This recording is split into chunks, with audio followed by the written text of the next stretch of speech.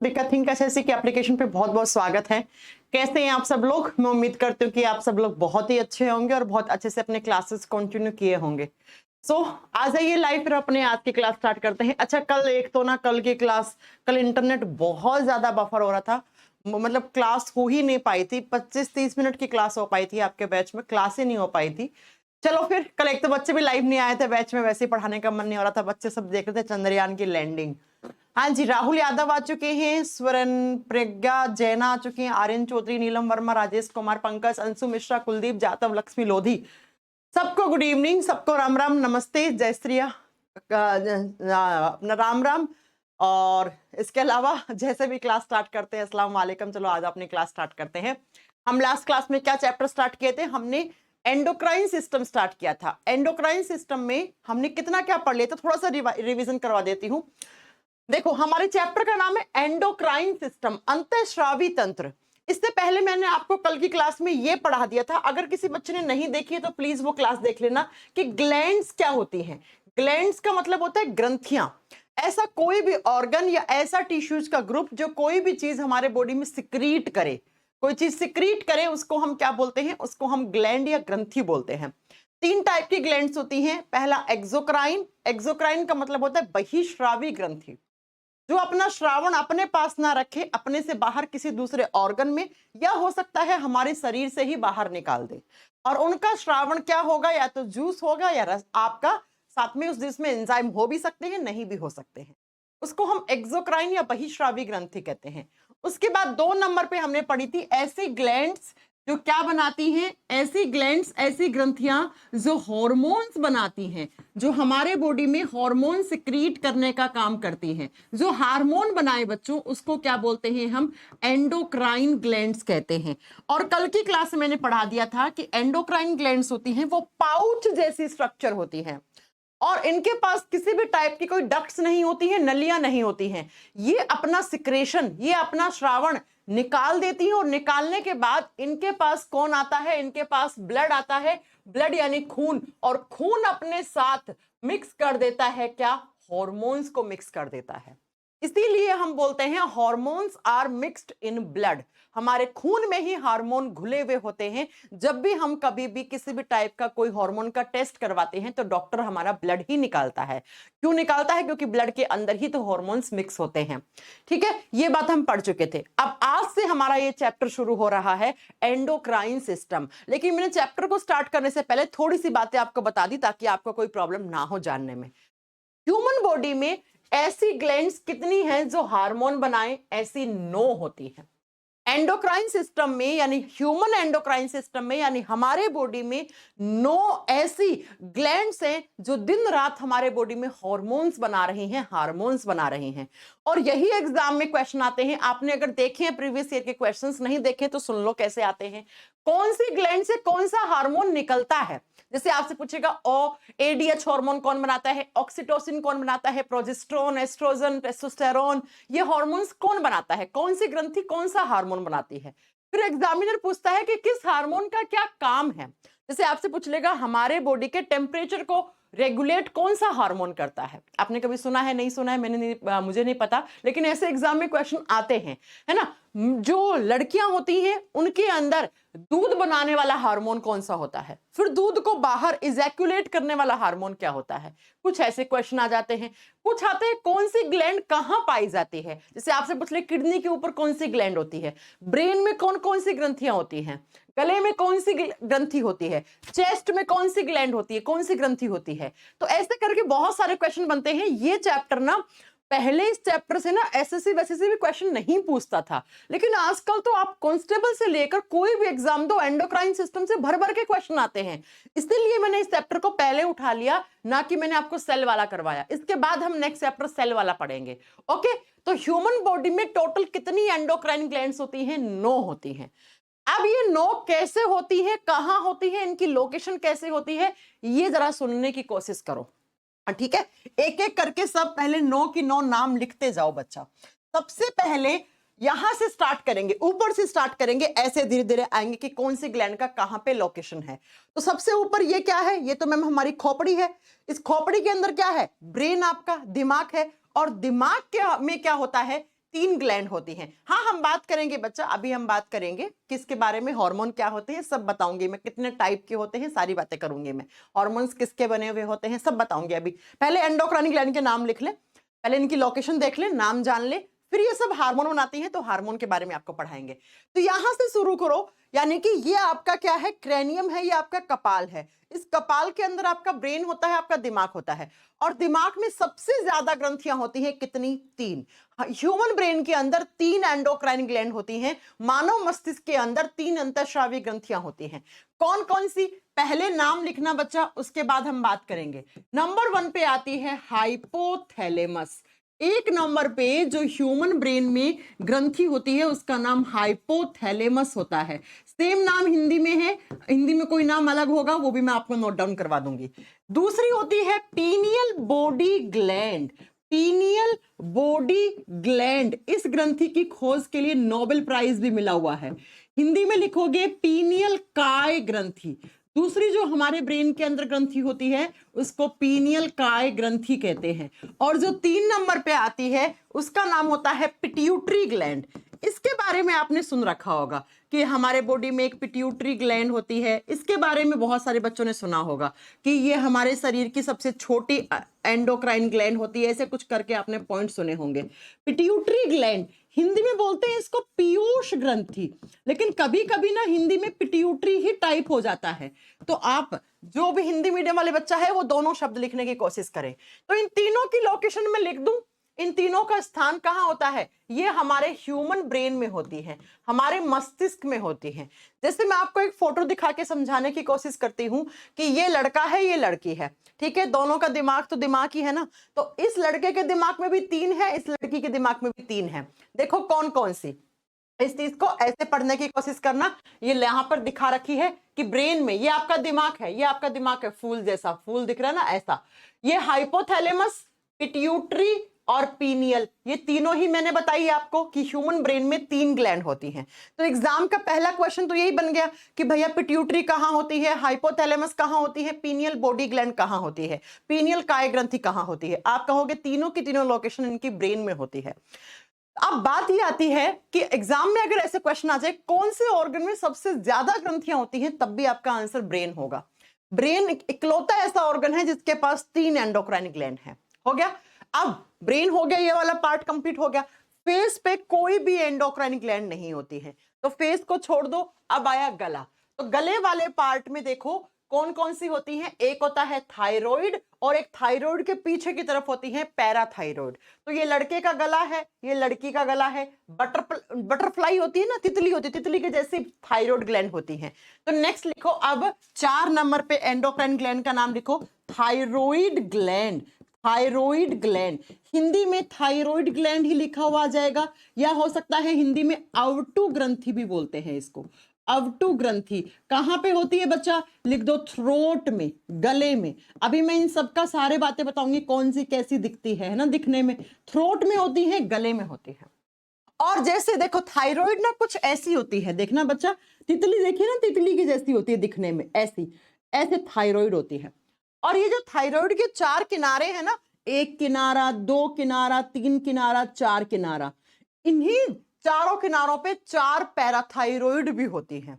तो नेक्स्ट लिख दो, गले में ही 5वें नंबर पे जो आ गई उसको बोलेंगे parathyroid gland. Parathyroid gland, thyroid के पैरों में, ये थायराइड के पैर मान लो, तो पैर कितने हैं, 4, तो चारों में पैराथायराइड ग्लैंड हो गई। तो लिख दो पैराथायराइड ग्लैंड, हिंदी में सेम नाम है, पैराथायराइड ही लिखा जाएगा इसको, हिंदी में इसका सेम नाम है पैराथायराइड।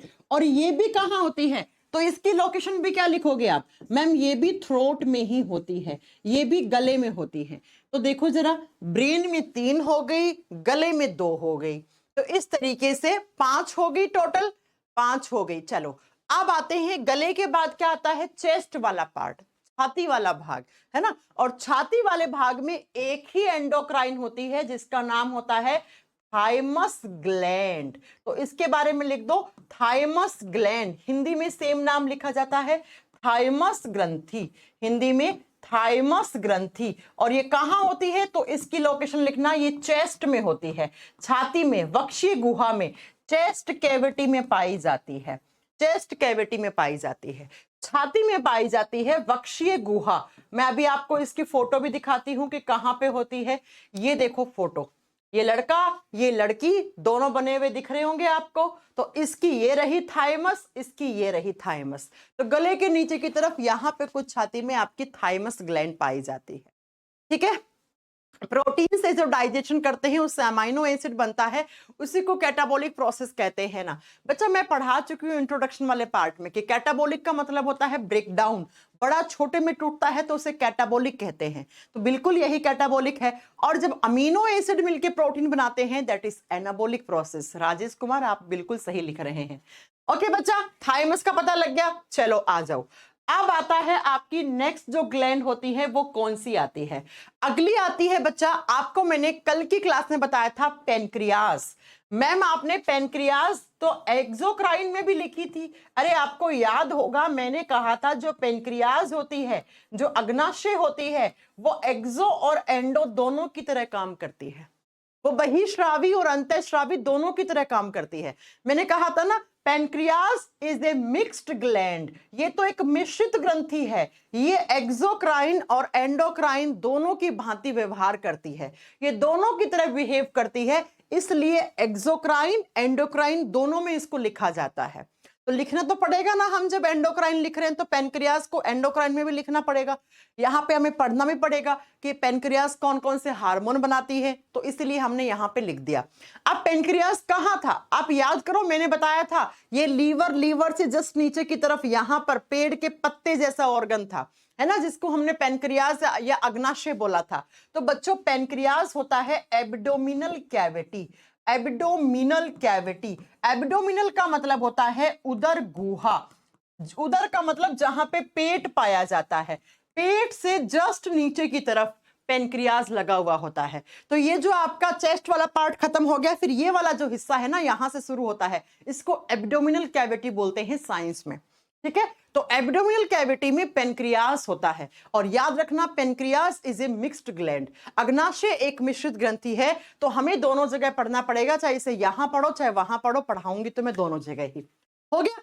अब 8वें नंबर पे जो ग्लैंड आती है वो आती है एड्रीनल ग्लैंड। एड्रीनल ग्लैंड को हिंदी में बोलते हैं अधिवृक्क ग्रंथि।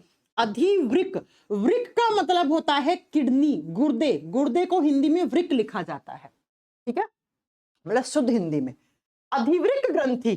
और ये कहां होती है, तो ये किडनी के ऊपर होती हैं। अब आप बताओ किडनी कितनी होती हैं, किडनी 2 होती है, गुर्दे यानी वृक्क 2 होते हैं, तो दोनों किडनी के ऊपर 2 होती है।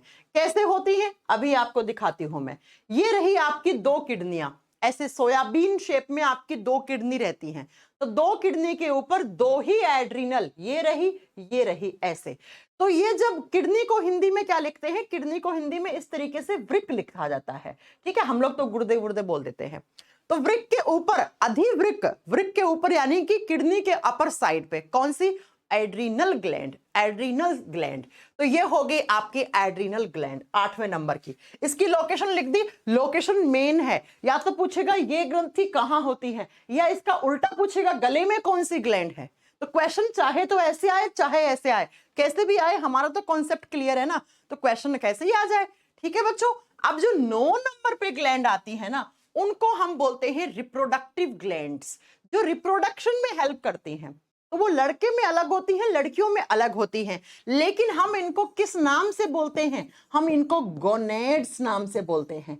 गोनेड्स का मतलब होता है लैंगिक जनन ग्रंथि, जो जनन में काम आए, जो रिप्रोडक्शन में काम आए। जैसे मेल बॉडी में स्पर्म सेल्स बनती है ना, तो स्पर्म्स को बनाने वाली ग्लैंड। फीमेल बॉडी में एग, अंडा बनता है, तो अंडा बनाने वाली ग्लैंड। और स्पर्म्स और अंडा, जब स्पर्म और अंडा जाके जुड़ता है तो एक जाइगोट बनता है, जाइगोट से आगे चलकर नया बच्चा बन जाता है। तो उस बच्चे का रिप्रोडक्शन किसकी हेल्प से हुआ, स्पर्म और ओवा, शुक्राणु और अंडाणु की हेल्प से। तो ऐसी ये जो शुक्राणु अंडाणु कहां से बनते हैं, ये रिप्रोडक्टिव ग्लैंड से। ऐसी ग्लैंड जो रिप्रोडक्शन में हेल्प करती हैं उनको हम गोनेड्स कहते हैं। अब मेल में अलग होती है, फीमेल में अलग होती है। वो हम अभी बात कर लेंगे। ये कहाँ होती है? Below intestine. कल लास्ट क्लास में हमने पढ़ा था ना, 2 आंतें होती हैं, तो जब दोनों आंतें नीचे की तरफ खत्म हो गई तो उस जगह बिलो इंटेस्टाइन गोनेड्स ग्लैंड्स होती हैं। तो लिख दो आंतों के नीचे, जहां पे आपकी आंतें खत्म होती हैं उसके नीचे की तरफ ये ग्रंथियां रहती हैं। तो बच्चों ये टोटल 9 एंडोक्राइन ग्लैंड्स हैं जो हमारे बॉडी में हमें एक एक करके सब पढ़नी है। कौन सी से कौन सा हार्मोन निकलता है, उस हार्मोन क्या क्या काम है, अगर वो हार्मोन कम निकला तो क्या हो जाएगा। अच्छा, आपने एक शब्द सुना है ना, हार्मोन्स हमेशा बैलेंस्ड होने चाहिए, हार्मोन हमेशा संतुलित होने चाहिए, यानी कि ना ही तो हार्मोन कम होना चाहिए ना ही हार्मोन ज्यादा होना चाहिए। कम हुआ तब भी बीमारी, ज्यादा हुआ तब भी बीमारी। इसीलिए हमें यहाँ पे पढ़ना पड़ेगा किस हार्मोन की कमी से, ज्यादा होने से कौन कौन सी बीमारियां हो जाती है। एग्जाम में आता है कूसिंग सिंड्रोम किस हार्मोन की कमी या ज्यादा से होता है, गोइटर घेंगा रोग किस हार्मोन की कमी या ज्यादा से हो जाता है, ये सब आपको पढ़ने पड़ेंगे। तो ये 9 है, पहले तो नाम याद करो एक बार फटाक से, इस फोटो से याद करेंगे आप, ठीक है? इस फोटो को देख के समझने की कोशिश करेंगे। देखिए बच्चों, सबसे पहला आपका ब्रेन, तो ब्रेन में कितनी होगी? 3। कौन कौन सी? हाइपोथैलेमस, पिट्यूटरी, पीनियल, 3 हो गई। उसके बाद गला आया, गले में 2 होती है, थायराइड, और थायराइड के पैरों पे 4 पैराथायराइड। अभी इनके नंबर भी नोट डाउन करवा देती हूं। फिर चेस्ट में आती है एक जिसका नाम होता है थाइमस। उसके बाद पेनक्रियास जिसको एब्डोमिनल कैविटी के में बोलते हैं हम, और फिर किडनी के अपर साइड पे एड्रीनल ग्लैंड, अधिवृक्क ग्रंथि, और मेल और फीमेल में बिलो इंटेस्टाइन आंतों के नीचे गोनेड्स होती है। गोनेड्स का मतलब होता है जनन ग्रंथियां, जनन करवाने वाली ग्रंथियां।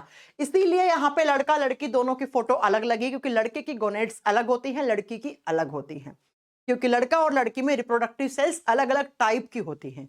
ओके, अब ये तो मैम आपको 9 के नाम याद हो गए और लोकेशन याद हो गई। अब इनके नंबर्स याद करो, नंबर में कौन कितनी होती है।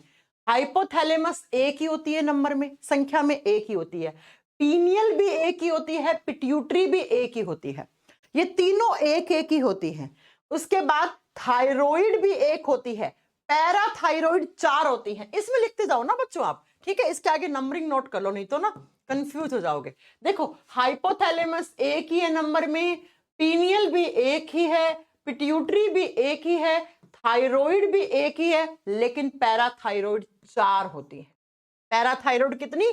4। ऐसे थायराइड के पैरों में 4 रहती है पैराथायराइड, ये 4 हो गई।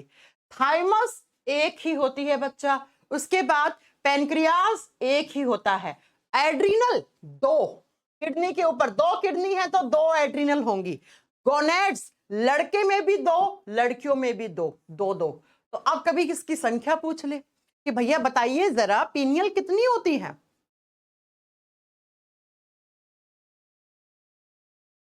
टाइम यही है बच्चा 6 से 7 में ही, है ना? तो अगर आपसे पूछ ले कि जरा बताइए पैराथायराइड कितनी होती हैं, तो आप क्या बताओगे? पैराथायराइड 4 होती है। गोनेड्स कितनी होती हैं, लैंगिक जनन ग्रंथियां कितनी होती हैं, तो आप कहोगे 2 लड़के में 2 लड़की में। फिर पूछे थाइमस एक ही होती है, तो आपको बाकी तो सारी एक एक ही होती हैं, तो आपको एक तो ये याद रखनी है कि पैराथायराइड 4 होती है, और किडनी 2 होती है, किडनी के ऊपर जो एड्रिनल होती हैं वो 2 होती हैं, और गोनेड्स भी कितनी होती हैं? 2 होती हैं। बस इतना सा तो आपको याद रखना है।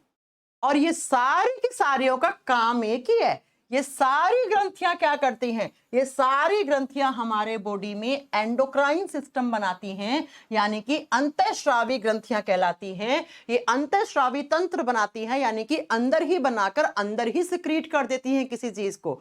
और इनका सिक्रेशन क्या कहलाता है? इनका सिक्रेशन कहलाता है हार्मोन। तो बच्चों ये दिन रात हमारे बॉडी में हार्मोन बनाने का काम करती हैं। क्या बनाने का काम करती हैं? हार्मोन बनाने का काम करती हैं। तो अब सबसे पहले तो हमें यह पढ़ना पड़ेगा व्हाट इज हार्मोन। हार्मोन होते क्या हैं, ये पढ़ेंगे तभी तो फिर आगे चैप्टर चला पाएंगे अपन। तो जरा हेडिंग डालिए अगले पेज पे कि हार्मोन्स क्या होते हैं। अक्सर ये शब्द आप बहुत बार सुनते हैं, बहुत बार सुना भी होगा आपने, सुनना भी चाहिए बिल्कुल, क्योंकि इस उम्र में आके आपको पता होना चाहिए हार्मोन्स के बारे में। हार्मोन होते क्या हैं? हार्मोन होते क्या है? हॉर्मोन्स को हम बोलते हैं हमारे बॉडी के केमिकल मैसेंजर। केमिकल मैसेंजर कहलाते हैं ये।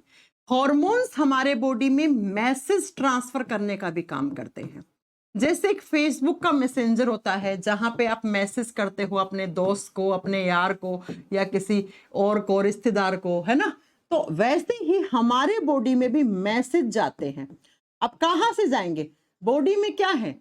शरीर में क्या है? शरीर में ऑर्गन्स हैं। तो ऑर्गन्स के बीच में कैसे मैसेज पहुंचते हैं? तो एक केमिकल की हेल्प से, और उसी केमिकल को आप हार्मोन शब्द देते हो। जैसे मान लो फॉर एग्जांपल, मेरे ब्रेन को कोई सिग्नल देना है मेरे किडनी को, तो ब्रेन चल के आएगा क्या कि किडनी के पास, या किडनी जाएगा ब्रेन के पास? ऐसा थोड़ी होता है कि आज किडनी यहां था, किडनी यहां होती है, कल वो ऐसे चल चलती जल्दी जल्दी ब्रेन के पास चली गई, ऐसा थोड़ी होता है। नहीं, अगर ब्रेन को कोई मैसेज भेजना है तो ब्रेन कुछ केमिकल्स होते हैं, उन केमिकल्स की हेल्प से ही मैसेज ट्रांसफर करता है। और उन्हीं स्टिम्युलेशन का मतलब होता है उद्दीपन। जो मैसेज, जो उद्दीपन हमारे शरीर में बनते हैं, उनको ट्रांसफर करने का काम कौन करता है? हॉर्मोन्स। इसीलिए एग्जाम में क्वेश्चन आता है कि ह्यूमन बॉडी के केमिकल मैसेंजर हम किसको कहते हैं? आप बताओगे ह्यूमन बॉडी के केमिकल मैसेंजर हम किसको कहते हैं? हॉर्मोन्स को कहते हैं। हम कहते हैं कि जो हार्मोन है ये हमारे बॉडी में किसका काम करते हैं? ये हमारे बॉडी में मैसेज ट्रांसफर करने का काम करते हैं। अब सबसे पहले मैम ये हार्मोन्स कहां से आए? इसकी जब डिस्कवरी की बात कर ले हार्मोन्स की, तो हार्मोन्स की खोज की थी एच स्टर्लिंग ने। स्टर्लिंग और एक साइंटिस्ट थे साथ में, बेलिसिस। लेकिन बेलिसिस इतने फेमस नहीं हुए थे। जो एच स्टर्लिंग है ना, इन्होंने क्या किया था? सबसे पहले हार्मोन की डिस्कवरी की थी, खोज की थी। इन्होंने पूरी दुनिया को बताया, क्या बताया? कि भैया हार्मोन हमारे बॉडी में स्टिम्युलेशन कैरी करते हैं। हार्मोन हमारे बॉडी में केमिकल्स होते हैं ऐसे जो मैसेज को ट्रांसफर करते हैं। कहां पे? ऑर्गन्स के बीच में। कि अगर दो अंगों को एक दूसरे को मैसेज पहुंचाना है तो वो किन केमिकल्स के थ्रू? वो हार्मोन के थ्रू अपना मैसेज ट्रांसफर करेंगे। ये बात पूरी दुनिया को किसने बताई? एच स्टर्लिंग ने। जैसे भारत देश ने पूरी दुनिया को बता दिया, चांद के साउथ पोल पे पहुंच गए, कि भारत किसी देश से कम नहीं है, सबसे आगे है ना। जब जब अंतरिक्ष विज्ञान की बात होगी तब तब भारत सबसे पहले आगे खड़ा है ना। तो इसी तरीके से एच स्टर्लिंग ने बता दिया पूरी दुनिया को कि हार्मोन्स भी होते हैं ह्यूमन बॉडी में। ठीक है। और इन्होंने सबसे पहले एक हार्मोन की खोज की थी, जिस हार्मोन का नाम था secretin hormone. Secretin hormone was the first hormone. इस हार्मोन के बारे में सबसे पहले एच स्टर्लिंग जी ने पूरी दुनिया को बताया। अब दुनिया ऐसे थोड़ी ना विश्वास कर लेगी। जैसे हम लोग चांद पे पहुंचे हैं तो हमारे इसरो ने प्रॉपर कैमरे लगा के भेजे हैं, प्रॉपर जो लैंडर भेजा है, उस लैंडर के टायर के नीचे हमारा जो अशोक स्तंभ है, जो हमारे भगवान कह रही हूँ, हमारे देश का जो अशोक स्तंभ की फोटो है जो हमारे नोट पे रहती हैं, उन सबके पूरे के पूरे लैंडमार्क लगाने के लिए भेजे हैं। यानी कि पूरी दुनिया कल को आपसे पूछ ले कि आप चांद पे गए थे कि नहीं गए थे, तो हम उनको चांद पे बने हुए निशान भी दिखा दें, क्योंकि चांद पे हवा तो है नहीं, और हवा नहीं है तो चांद पे जो निशान आज बनेगा वो हमेशा के लिए बना रहेगा चांद की मिट्टी पे। हवा ही नहीं है तो वो उड़ तो पाएगा नहीं, गाड़ियां तो वहां चलती नहीं है ना। समझ रहे हो आप? तो इसीलिए ठीक वैसे ही तरीके से जो एच स्टर्लिंग जी थे, इन्होंने एक हार्मोन की डिस्कवरी करके बताया और इसका फंक्शन समझा के बताया पूरी दुनिया को कि हमारे बॉडी में हार्मोन्स होते हैं। ओके, तो आपसे पूछ ले एग्जाम में कि हार्मोन शब्द की खोज या हार्मोन की खोज किसने की, तो ऑप्शन में स्टर्लिंग ही आता है। ये बेचारे इतने फेमस नहीं हो पाए बेलिसिस, स्टर्लिंग ही ऑप्शन में आता है। और पहला खोजा गया हार्मोन कौन सा था? सेक्रेटिन हार्मोन था। आगे आ जाएगा, आप पढ़ लोगे इसको। बात समझ में आ गई? हार्मोन्स हमारे बॉडी के केमिकल मैसेंजर्स होते हैं। ये अलग अलग ग्रंथियों से निकलते हैं और उन ग्रंथियों की संख्या कितनी है? उन ग्रंथियों की संख्या 9 है। और ये अलग अलग ग्रंथियों से निकलते हैं लेकिन आके मिक्स कहां हो जाते हैं? ब्लड में, खून में ही मिक्स हो जाते हैं। और फिर खून की हेल्प से ही ये कहां पहुंचते हैं? जहां पर भी इनका टारगेट पार्ट होता है। जहां पर टारगेट का मतलब क्या है? जैसे हमारा टारगेट क्या है? हमारा टारगेट क्या है? पाकिस्तान। ठीक है, ऐसे ही हार्मोन का टारगेट जिस भी, देखो सारे हार्मोन एक जैसा तो काम नहीं करते हैं।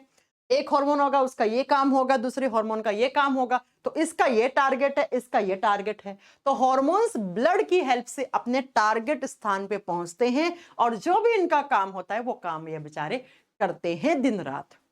अब बात ये आती है कि मैम ये हार्मोन्स किसके बने हुए होते हैं? जब बात करें हार्मोन्स किसके बने हुए होते हैं, हार्मोन्स या तो बने होंगे हमारे बॉडी में अमीनो एसिड के, अमीनो अम्ल के। अब तक तो पता होना चाहिए कि अमीनो एसिड क्या होते हैं। मैंने बताया था जब प्रोटीन टूटता है तो हमें छोटी छोटी इकाइयां किसकी मिलती हैं, अमीनो एसिड की। प्रोटीन जिन छोटी छोटी इकाइयों से मिलकर बना हुआ है उसको हम अमीनो एसिड कहते हैं, उनको हम अमीनो अम्ल कहते हैं। तो ये हार्मोन्स या तो अमीनो एसिड के बने होंगे या बने होंगे प्रोटीन के ही। अब आप कहोगे मैम प्रोटीन और अमीनो एसिड में कोई फर्क थोड़ी है।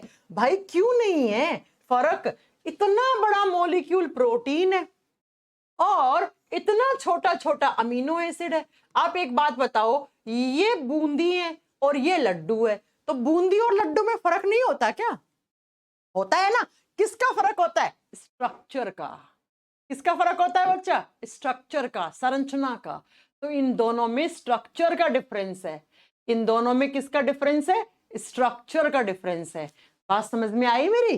तो ऐसे हार्मोन्स जो प्रोटीन की इकाइयों से बने हैं उनको हम अमीनो एसिड हार्मोन कहते हैं, और जो प्रोटीन से बने हैं उनको पेप्टाइड हार्मोन, अभी आपको बताएंगे। और तीसरा हार्मोन बने हुए होते हैं फैट से, वसा से। किससे? फैट से। जी हाँ, आप जो फैट खाते हो उससे हमारे बॉडी में जाके हार्मोन भी बनते हैं। तो इसका मतलब मैम हार्मोन केमिकल मैसेंजर हैं, वो या तो अमीनो एसिड के बने हैं या वो प्रोटीन के बने हैं या वो फैट से बने हैं। यही बात मैं आपको बता रही हूं। अब बच्चों ऐसे हार्मोन्स जो अमीनो एसिड से बने हुए होते हैं उनको हम अमीनो एसिड हार्मोन ही कहते हैं।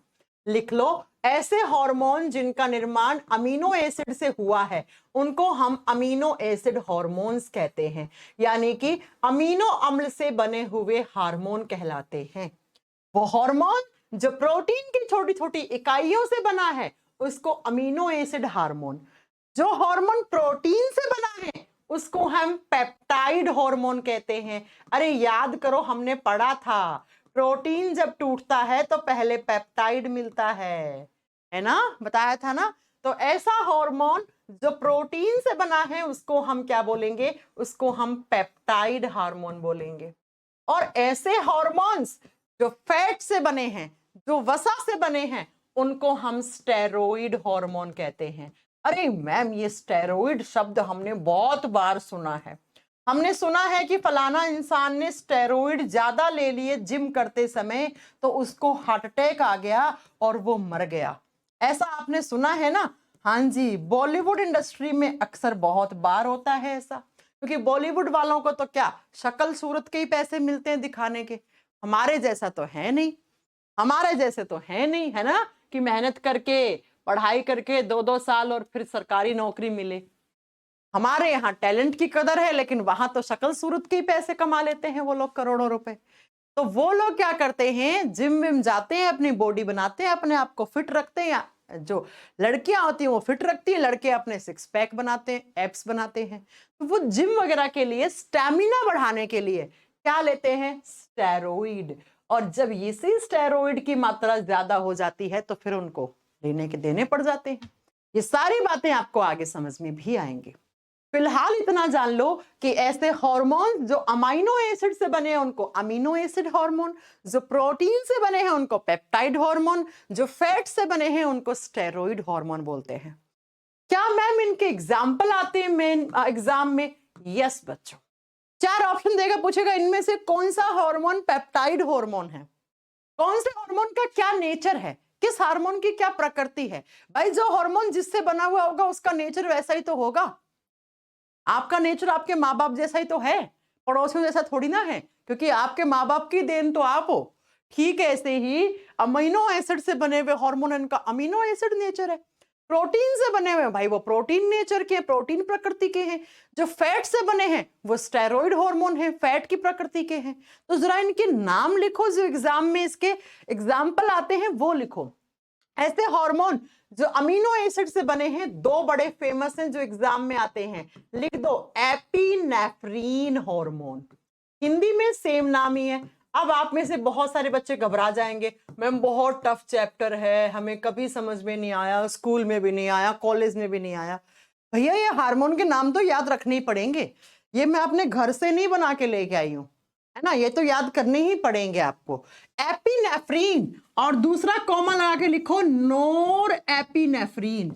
ये दो ऐसे हार्मोन हैं हमारे बॉडी में जो किस नेचर के हैं, जो मैम अमीनो एसिड नेचर के हैं। और अमीनो एसिड नेचर का मतलब क्या हो गया, यानी कि वो किसके बने हुए हैं, वो अमीनो एसिड के बने हुए हैं। तो जरा याद रख लो, एग्जाम में आ जाए ये दोनों हार्मोन किसके बने हुए हैं, तो इसके बने हुए हैं। ठीक है, ये सब आएंगे आगे के करके सब पढ़ेंगे हम। नेक्स्ट जो प्रोटीन से बने हुए हार्मोन है, बड़ा फेमस, स्टार लगा के लिखना, इज्जत देना इसको बहुत ज्यादा। कौन सा, इंसुलिन। क्यों, क्योंकि भैया इंसुलिन हमेशा एग्जाम में आता है। मुझे याद है 3-4 एग्जाम के तो नाम जिनमें क्वेश्चन आता है इंसुलिन का नेचर कैसा है। तो किस प्रकृति का है इंसुलिन, इस प्रकृति का है, प्रोटीन नेचर का है। क्यों, क्योंकि एक पेप्टाइड हार्मोन है, ये प्रोटीन से बना हुआ है। तो जरा लिख दो, इंसुलिन किसका बना हुआ है, प्रोटीन से बना हुआ हार्मोन है। नेक्स्ट लिखो एडीएच हार्मोन, अब इसकी फुल फॉर्म बाद में लिखेंगे, एडीएच हार्मोन। इसके बाद लिखना कॉमा लगा के ऑक्सीटोसिन हार्मोन, ऑक्सीटोसिन हार्मोन। और घबराओ मत, सब पढ़ने भी हैं आगे चलकर, नाम सुन के घबरा जाओगे तो कैसे काम चलेगा। अगर चंद्रयान 2 से हम चंद्रयान 2 को ना भेजते और वो फेल नहीं होता तो आज हम चंद्रयान 3 की भी सक्सेस के हकदार नहीं होते। चंद्रयान 2 को भेजा, उसमें वो लैंडिंग में फेल हुआ, जब सपने टूटे एक बार, और उसी ने हमें इतनी सारी इंफॉर्मेशन दी जिसकी वजह से आज हम चंद्रयान 3 को सक्सेसफुली लैंड करवा पाए। इसीलिए मैं आपको ये कह रही हूं कि बच्चा इनके नाम सुन के घबराओ मत, अभी तो इनको पढ़ना भी है ना। तो इंसुलिन हो गया, एडीएच हो गया, ऑक्सीटोसिन हो गया, एंड लिख दो ग्रोथ हार्मोन्स। ऐसे हार्मोन जो ग्रोथ करवाते हैं आपके शरीर की, हिंदी में लिखना वृद्धि हार्मोन। बहुत सारे लोग बोलते हैं यार मेरी हाइट बहुत कम रह गई, तेरी क्या गलती बेचारे की, उसकी क्या गलती, उसके बॉडी में हार्मोन नहीं बन पाए ढंग से ग्रोथ वाले, तो बेचारे की हाइट कम रह गई, है ना। तो ये कौन कौन से हार्मोन, इंसुलिन हो गया, एडीएच हार्मोन हो गया, ऑक्सीटोसिन हो गया, एंड ग्रोथ हार्मोन्स हो गए, यानी वृद्धि करवाने वाले हार्मोन। ये किस नेचर के हैं, ये सब प्रोटीन नेचर के हैं। क्यों, क्योंकि ये प्रोटीन से बने हुए हैं। ये किससे बने हुए हैं, प्रोटीन से बने हुए हैं।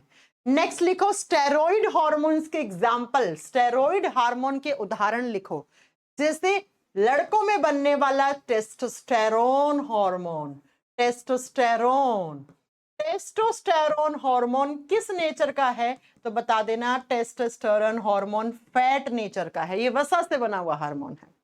नेक्स्ट लिखना प्रोजेस्टेरोन हार्मोन, लड़कियों में बनता है सिर्फ प्रोजेस्टेरोन।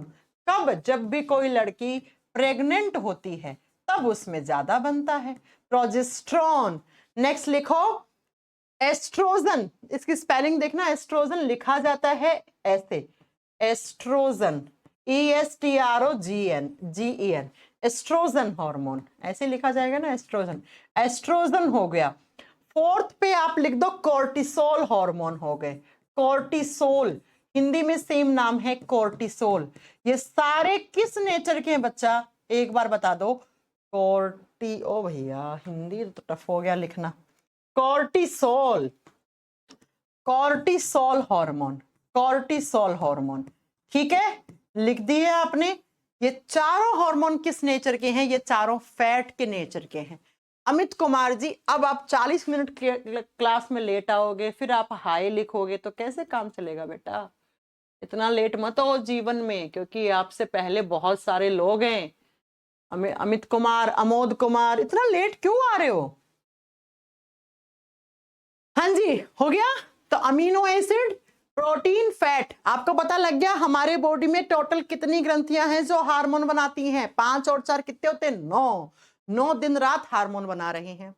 और जब ये हार्मोन बन रहे हैं तो ये हमारे बॉडी में क्या करेंगे? हॉर्मोन्स ये केमिकल मैसेंजर की तरह काम करते हैं, रासायनिक संदेश वाहक की तरह काम करते हैं। हाँ, एल्डोस्टेरोन भी यहीं आएगा, यहीं आएगा। अभी लिख दो, नहीं तो आगे बच्चा शांतनु लिखना है तो लिख दो, लिख दो एल्डोस्टेरोन। बाकी तो मैं आगे पढ़ाने वाली हूं। एल्डोस्टेरोन भी फैट से बना हुआ हार्मोन है। ठीक है बच्चों, समझ में आ गया? तो हमारे बॉडी में कुल 3 प्रकार के हॉर्मोन्स होंगे, कुछ अमाइनो एसिड से बने हुए, कुछ प्रोटीन से बने हुए और बहुत सारे फैट से बने हुए। पॉइंट क्लियर हुआ? अब जरा सुनो मेरी बात को। हमने क्या पढ़ा? एंडोक्राइन सिस्टम पढ़ रहे हैं हम अंतःस्रावी तंत्र पढ़ रहे हैं। अंतःस्रावी तंत्र कितनी ग्रंथियों से मिलकर बना है? 9। और 9 दिन रात क्या बना रही है? हार्मोन। हार्मोन क्या होते हैं? किसके बने हुए होते हैं? किस नेचर के होते हैं? कौन सा हार्मोन? और आपको इतनी बात ये भी समझ में आ गई होगी कि ये हार्मोन का काम क्या है, इसकी खोज किसने की। इतनी बात तो समझ में आ गई होगी। आ गई ना? चलो फिर अब हमें एक एक करके इन सबको पकड़ के पढ़ना है। अब पढ़ने भी तो पढ़ेंगी ये। अरे मैम बहुत टफ चैप्टर। अक्सर मुझे ऑफलाइन में, पहले, आजकल तो मैं ऑफलाइन नहीं पढ़ाती हूँ, सिर्फ नीट वाले बच्चों को ही पढ़ाती हूँ, लेकिन पहले मैं जब ऑफलाइन पढ़ाती थी तो बच्चे कहते थे अरे मैम कितना टफ चैप्टर है। लेकिन लो, अब तो SSC, CGL, CHSL, UP constable, Delhi constable तक के एग्जाम में क्वेश्चन आ रहे हैं यहाँ से। पहले हाँ ऐसा होता था कि पहले सिर्फ पीसीएस के एग्जाम में आ जाते थे, आरएस हो गया, यूपी पीसीएस हो गया, जेपीएससी हो गया, इनके एग्जाम में। यूपीएससी का फेवरेट चैप्टर है, यहाँ से क्वेश्चन पूछा था। लेकिन अब तो सब जगह पूछने लग गए। ठीक है, हाँ आएगा, यस प्रताप सिंह, सब आएगा आगे। बात समझ में आ गई? चलो आ गई तो अब कुछ पॉइंट लिखो नोट डाल के मेरे साथ। ये सब पॉइंट आपको धीरे धीरे समझ में भी आएंगे आगे। कुछ पॉइंट लिखवा रही हूँ नोट डाल के। नोट का मतलब है जो डायरेक्टली एग्जाम में क्वेश्चन आ जाएगा। नोट का मतलब वो नोट नहीं है 2000 का। अब तो 2000 का नोट भी बंद हो गया है, तो नहीं आप लोगों के पास है तो निकाल देना। अब ज्यादा टाइम नहीं बचा है ना? वैसे है ही नहीं, मार्केट में कहाँ देखने को मिलता है। मेरे पास तो पहले ही देखने को नहीं थे 2000 का नोट। पता नहीं कौन से दुनिया में, कौन से जमाने में मैंने 2000 का नोट लास्ट टाइम देखा था। चलो सुनो मेरी बात, कुछ पॉइंट लिखवा रही हूँ जो एग्जाम में डायरेक्टली आते हैं। कैसे मैम? सबसे पहला क्वेश्चन या पॉइंट ऐसे एरो लगा के लिखो, ठीक है? क्वेश्चन आता है एग्जाम में कि किस ग्रंथि को मास्टर ग्रंथि कहा जाता है? मास्टर ग्लैंड किसको कहते हैं? जैसे मैं आपके मास्टर हूं ना, मैं क्लास को कंट्रोल कर रही हूं, तो ठीक ऐसे ही ऐसे हमारे बॉडी में भी एक मास्टर है, वो भी कंट्रोल करता है किसको? बाकी सब ग्रंथियों को। तो इसको मास्टर ग्लैंड कहते हैं। मास्टर ग्लैंड किसको कहते हैं? इसके आगे लिख देना पिट्यूटरी ग्लैंड। पिट्यूटरी ग्लैंड को मास्टर ग्रंथि कहा जाता है। पिट्यूटरी ग्लैंड को क्या कहा जाता है? मास्टर ग्लैंड कहा जाता है। अरे कहां पे वाइब्रेट हो रहा है? चलो तो इसके आगे लिखो पिट्यूटरी ग्लैंड यानी पीयूष ग्रंथि को हम क्या बोलते हैं? मास्टर ग्लैंड बोलते हैं। हो गया। नेक्स्ट, अब मास्टर का भी मास्टर होता है भैया, अपने स्कूल में होता था ना हेडमास्टर, वैसे ही super master gland, super master ग्रंथि किसको कहते हैं? फिर ऑब्लिक लगाओ। बोलता है कि आपके बॉडी का थर्मोमीटर ग्लैंड किसको कहते हैं? थर्मोमीटर से क्या नापते हो? हाँ, थर्मोमीटर से तापमान, तो तापमापी ग्रंथि किसको बोलते हैं? या थर्मो रेगुलेटरी ग्लैंड किसको कहते हैं? ताप नियंत्रक ग्रंथि किसको कहते हैं?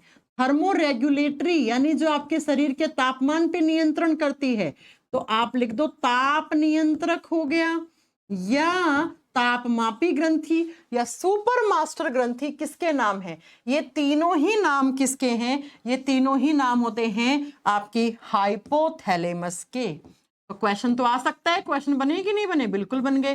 ये सारे नाम हाइपोथैलेमस के हैं। पढ़ेंगे आगे एक एक करके। ये सारे नाम किसके हैं? हाइपोथैलेमस के। अगला नेक्स्ट लिखो। अगला आता है, नेक्स्ट क्वेश्चन आता है कि लार्जेस्ट एंडोक्राइन ग्लैंड कौन सी होती है? लार्जेस्ट एंडोक्राइन ग्लैंड, सबसे बड़ी अंतःस्रावी ग्रंथि। जैसे हमने कल की क्लास में पढ़ा था लार्जेस्ट एक्सोक्राइन कौन सी होती है, तो तो सब बच्चे आंसर करेंगे जरा कमेंट करके। कल हमने क्या पढ़ा था, लार्जेस्ट एक्सोक्राइन ग्लैंड कौन सी होती है, जरा कमेंट करके बताओ। कल हमने क्या पढ़ा था, सबसे बड़ी बहिश्रावी ग्रंथि किसको माना गया है, याद नहीं है, लीवर को। ऐसे ही लार्जेस्ट एंडोक्राइन कौन सी है, सबसे बड़ी अंतःस्रावी कौन सी है, तो बता देना। सबसे बड़ी अंतःस्रावी माना गया है किसको, थायराइड को। थायराइड जो गले में होती है, तो इसके आगे लिखो थायराइड ग्लैंड, थायराइड ग्लैंड, ठीक है। हिंदी में अवटु ग्रंथि भी लिख लेना, कभी कभार आ जाए तो। नेक्स्ट आता है बच्चा smallest endocrine gland, smallest endocrine gland, सबसे छोटी अंतःस्रावी ग्रंथि, यानी कि 9 में सबसे छोटी कौन सी है, सबसे छोटी अंतःस्रावी ग्रंथि, सबसे छोटी अंतःस्रावी। इन तीनों में सबसे जो छोटी होती है ना बच्चा, वो होती है पीनियल बॉडी ग्लैंड, पीनियल काय ग्रंथि, या लिख दो पीनियल ग्लैंड। जो पीनियल है ना ग्लैंड, जो पीनियल ग्रंथि, वो सबसे छोटी होती है। उसके बाद आता है सेकंड स्मॉलेस्ट एंडोक्राइन ग्लैंड, यानी कि दूसरे स्थान पर सबसे छोटी कौन सी है, यानी कि मैम अगर पीनियल बॉडी को छोड़ दें तो दूसरे स्थान पर सबसे छोटी कौन सी होगी, तब आपका आंसर होगा पिट्यूटरी। क्या आंसर होगा, पिट्यूटरी ग्लैंड। लेकिन बच्चों मैंने देखा है अधिकतर जब एग्जाम में क्वेश्चन आता है ना कि स्मॉलेस्ट एंडोक्राइन ग्लैंड कौन सी होती है, तो वहां पे ऑप्शन में ये नहीं देता है एग्जामिनर।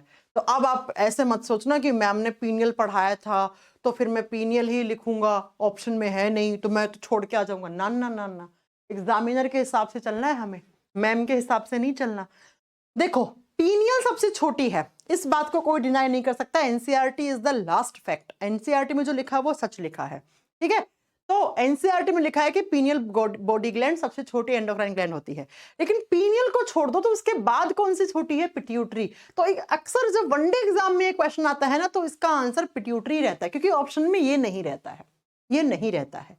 तो जब आ जाए ना एग्जाम में कि सबसे छोटी अंतःस्रावी ग्रंथि कौन सी है, तो वहां पे ऑप्शन में पिट्यूटरी यानी कि पीयूष ग्रंथि हो तो उसको टिक करके आ जाना। अक्सर पीयूष ही आता है, यानी कि अक्सर पिट्यूटरी ग्लैंड ही ऑप्शन में रहता है, ये भी मैं आपको बता दूं। पीनियल नहीं रहता है, आज तक का इतिहास है जब जब ये क्वेश्चन आया है तो उसमें ये ऑप्शन पिट्यूटरी ही मिला है। हो गया।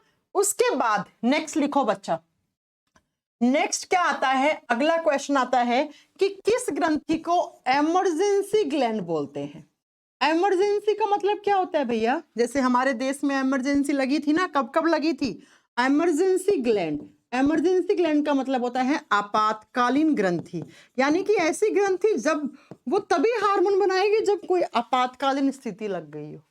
कल लगी थी ना आपातकालीन स्थिति, जब चंद्रयान लैंड करा था तो वो लास्ट के 10 मिनट कितना ऐसे हो रहे थे ना, धक धक धक, जैसे सीना फट के हाथ में आ जाएगा, रोंगटे खड़े हो रहे थे, हे भगवान कुछ ऐसा ना हो जाए कि हमारा इसरो फिर से फेल ना हो जाए, फिर से चंद्रयान फेल ना हो जाए। तो लास्ट के 10 मिनट जब तक वो मून पे लैंड नहीं किया था चंद्रयान, तब तक कैसा लग रहा था सबको, तब तक इमरजेंसी से लग रही थी ना। तो उस समय आप सब में एक हार्मोन निकला था, दैट इज एड्रेनलिन हार्मोन। उसी हार्मोन की वजह से आपको धक धक और नर्वसनेस हो रही थी, डर भी लग रहा था, अच्छा भी लग रहा था, है ना, एक्साइटमेंट भी हो रही थी, उत्तेजना भी हो रही थी कि भाई जल्दी से लैंड कर जाए तो हम तालियां बजाएं, हम फेसबुक व्हाट्सएप पे स्टेटस लगाएं, है ना, और पूरे देश पूरे विश्व को बता दें कि हम किसी से पीछे नहीं है। तो वो उस टाइप की इमरजेंसी, ठीक है बच्चा। तो इमरजेंसी ग्लैंड, और इसी ग्रंथि को बोलते हैं डू और डाई ग्लैंड, या तो करो या मरो, करो या मरो, बिल्कुल सही बात है। या इसको बोलते हैं डू और फ्लाई, या तो करो या उड़ जाओ, भाग जाओ वहां से, या तो उस सिचुएशन का सामना करो या फिर भाग जाओ, नहीं तो मर जाओगे भैया। तो इस ग्रंथि के नाम हैं ये सारे, ठीक है ना, इमरजेंसी ग्लैंड, या इसे करो या मरो, या करो या भाग जाओ, ऐसे कुछ नाम से पुकारा जाता है। और ये कौन सी ग्लैंड है, तो ये कहलाती है एड्रीनल ग्लैंड। जो एड्रीनल ग्लैंड्स होती है ना आपकी, दो जो अधिवृक्क ग्रंथियां होती हैं, वो कहती हैं या तो सिचुएशन का सामना करो या भैया वहां से भाग जाओ चुपचाप, नहीं भागोगे तो उस सिचुएशन का सामना नहीं कर सकते तो फिर मर जाओगे। जैसे पागल कुत्ता पीछे पड़ गया, आपको पता है ये कुत्ता मुझे काटने वाला है, तो या तो वहां से भाग जाओगे या क्या करोगे, उस पागल कुत्ते को पत्थर वत्थर लकड़ी वकड़ी लेके भगाओगे ना, नहीं भगाओगे तो काट जाएगा कुत्ता। समझ गए मेरी बात? ओके, समझ में आ गई मेरी बात? तो ये सारे क्वेश्चंस अगर एग्जाम में आ जाएं कि मास्टर ग्लैंड कौन सी है, pituitary gland, super master gland या बॉडी का थर्मोमीटर ग्लैंड, तापमापी ग्रंथि, ताप नियंत्रक ग्रंथि हाइपोथैलेमस होती है। सबसे बड़ी कौन सी होएगी, थायराइड। सबसे छोटी पीनियल, लेकिन पीनियल के बाद छोटी पिट्यूटरी। तो अक्सर एग्जाम में क्या आता है, पिट्यूटरी का ही आता है। ठीक है, इमरजेंसी ग्लैंड, डू और डाई ग्लैंड, डू और फ्लाई ग्लैंड किसको बोलते हैं, एड्रीनल को। अगला लिखो बच्चा, अगला आता है किस ग्रंथि का आकार बटरफ्लाई जैसा होता है।